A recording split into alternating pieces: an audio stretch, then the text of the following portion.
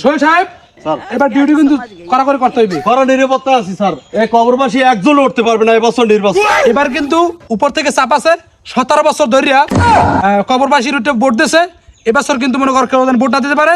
নতুন সরকারের নিয়ম, ডক্টর ইউনূস সাহেবের নিয়ম, করভাবে ডিউটি করো। উপর থেকে চাকরি দেবে না কেউ, আমাদের ঠিক মতো ডিউটি করো। স্যার আমি সর্বদা অ্যালার্ট আছি, কোনো সমস্যা নাই।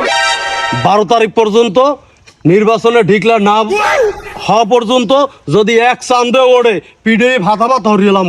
আর মই কি একটু বন্দুক চালাতে পারমু? সোহেল সাহেব বন্দুক চালান, সাথে রাখেন, কেউ ভুলুটুলি করবেন না।